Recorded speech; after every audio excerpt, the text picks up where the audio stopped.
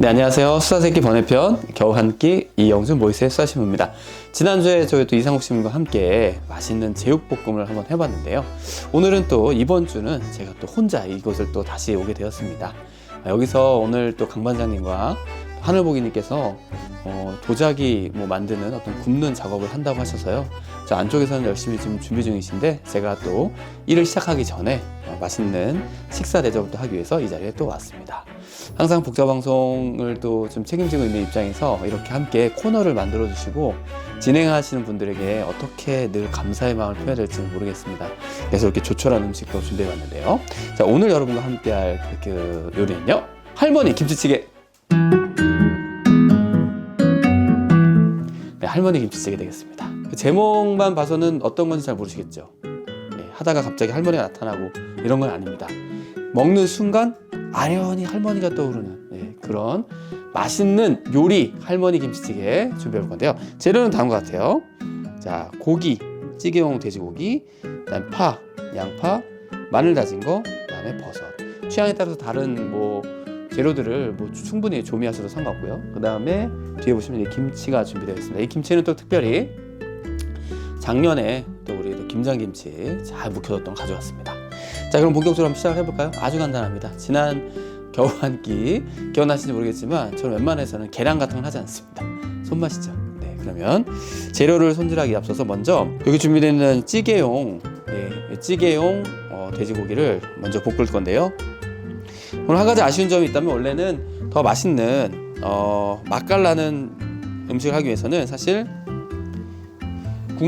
다시 국물이 있으면 좋아요. 근데 제가 오늘 멸치를 깜빡하고 안 사와가지고 네, 괜찮습니다. 재료를 우리가 다 이렇게 음식 재료를 가지고 요리하지는 않잖아요. 재료가 없더라도 있는 대로 할 텐데요. 여기서 중요한 포인트는 뭐냐면 여기 보시면 마늘 다진 것과 고기를 먼저 볶아주시고 고기에 약간 잡내를 눌러주는 효과도 있습니다. 그리고 함초 소금으로 밑간을 먼저 해주시면서 볶아주시는 게 포인트입니다. 네, 늘어붙을 수도 있지만 이 늘어붙는 맛이 고기의 본연의 맛이다. 네, 양파란다. 이 마늘은 또 너무 많이 익히게 되면 애려요. 우리가 또 이별의 상처라든지 아픔처럼 애립니다. 그래서 아주 간단하게 향만 좀 낼 수 있게 고기 자체에서 또 기름이 나오니까 늘러붙을 걱정하지 마시고, 그리고 이쯤 돼서 제가 준비해온 김치 국물을 한번 부어줍니다.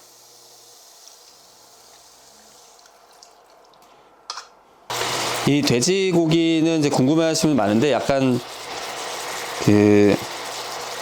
찌개용 돼지 앞다리 혹은 돼지 뒷다리를 이용하시면 되고요. 그럼 마트에 가시면 또 이렇게 뒷다리라고 해가지고 찌개용으로 이렇게 또 팔기도 합니다. 재료 손질을 해주겠습니다. 재료 손질은 먼저 양파와 버섯이 있는데 버섯은 아주 그냥 듬성듬성. 네. 두 번에 끝났네. 네. 해주시고요. 그다음 제가 제일 잘하는 이제 팥썰기. 팥썰기. 요리하시는 분들은 아시겠지만 파는 항상 맨 나중에. 김치는 원래는 썰어가지고 올라가면 좋겠지만 도마에 또 김치의 또 색깔이 또 배지 않겠습니까? 그래서 특별히 저희 가젤에서 하는 방식으로, 가젤이란다, 신학원에서 하는 방식으로 잡고 가위로 잘라주겠습니다.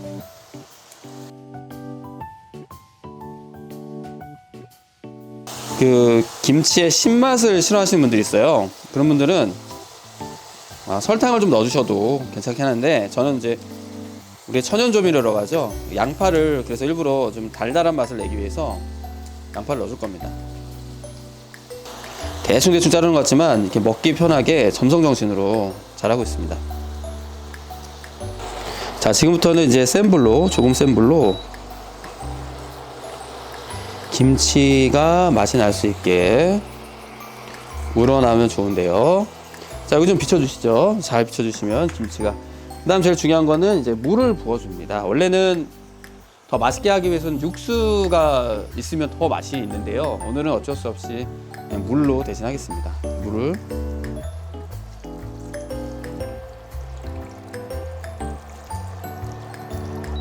이제부터는 시간 싸움인데요. 지금부터는 할머니 김치찌개의 가장 중요한 포인트라고 할 수 있는 끓이기 되겠습니다.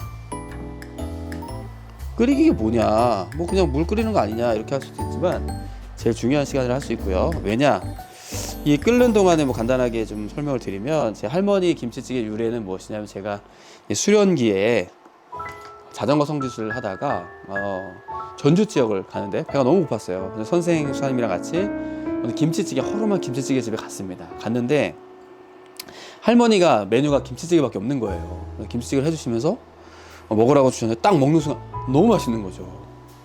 그래서 할머니한테 물어봤어요. 할머니 비법이 뭔가요? 그랬더니 비법은 바로 이것입니다. 물을 3번 이상 졸여라.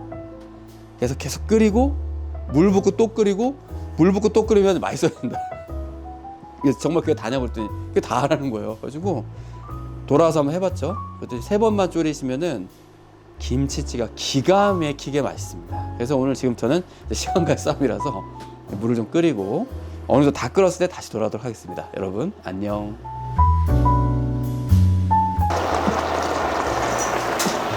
국물이 많이 쫄았죠? 국물을 쫄게 하는 2가지 방법인데, 하나는 화력을 높이는 것, 2번째 방법은 인상을 쓰고 있는 거죠. 네. 국물이 쫄아가지고 빨리 쫄 수 있겠죠? 자, 이렇게 해서 요 다음에는 이제 순서가 좀 있는데요. 양파, 준비된 양파를 넣어주세요. 양파는 달달한 것을 좋아하시는 분들을 위해서 특별히 설탕 대신에 넣는 거라고 보실 수 있고, 천연 조미료라고 볼 수 있겠죠. 양파를 넣어주시고요. 그 다음 풍미를 높이기 위한 뭐가 있을까요? 풍미는 바로 버섯에서 결정됩니다. 버섯의 풍미를 좀 넣어주시고요. 거의 그냥 어떤 느낌이냐면, 이게 김치찌개야 볶음이야 할 정도로 졸여주셔야 돼요. 이게 조금 아쉬운 게, 이게 좀 높이가 낮잖아요. 원래 높은 그릇에 팔팔팔 끓이면서 계속 좀 뒤집어 주거나 좀 기다려주면 참 좋을 텐데, 이게 그릇이 상당히 낮아요.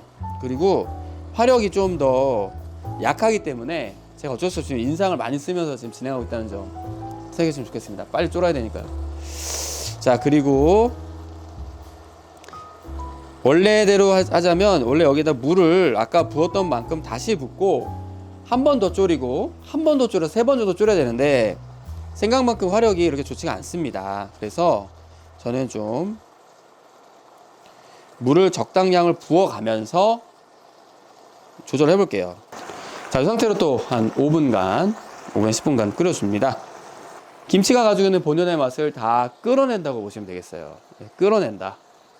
그래서 뭐 김치가 난 좀 더 김치 맛을 갖고 싶은데 라고 이렇게 우길 수도 있거든요. 그럴 때 가만히 있어라, 너의 김치 맛은 내가 다 빼주겠다, 이런 생각으로 요리하시면 되겠습니다. 자, 이거 어느 정도 이제 자박자박해졌죠. 물이 거의 없습니다. 이때 또 물 보충을.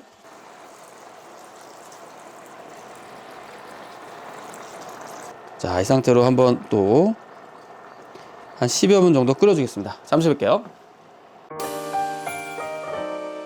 네, 자, 이렇게 해서 약 10분 정도의 시간이 또 지났는데요. 자, 이번에는 마지막이죠. 활용점점 파를 넣고 한 3분 정도만 끓여주면 됩니다. 이게 사실은 그렇게 어렵지가 않아요. 누구나 끓일 수 있는데, 여기서 중요한 비법은 뭐냐, 3번 이상 물을 졸인다가 가장 중요한 비법 중에 비법입니다. 자, 그럼 마지막 파를 한번 넣고요. 이 비주얼 보십시오. 원래는 한 번 더 물을 넣고 졸이고 싶었으나 시간 관계상, 자, 이렇게 해서 3분 동안 끓이시면 맛있는 할머니 김치찌개가 되겠습니다.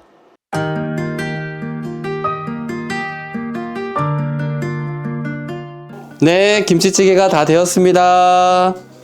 갈게요, 여러분. 유후! 아니, 저는 양고기를 한 적이 없는데요.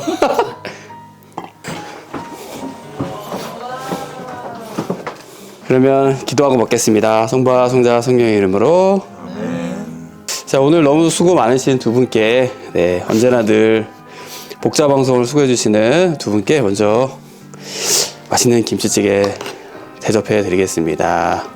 드셔보시죠. 국물부터. 예. 어머, 할머니. 모이세 할머니. 할머니 어떠세요 맛은요? 고향에 계신 할머니 느끼십니까? 잠깐 이렇게 국물을 한 숟가락 떴는데 떴는데 네, 잠이 확 깨네요. 잠은 또 여기서 갑자기 빨리 밥 주세요. 밥 주세요. 네 그러면 저희는 맛있게 식사 이어지겠습니다 여러분 안녕.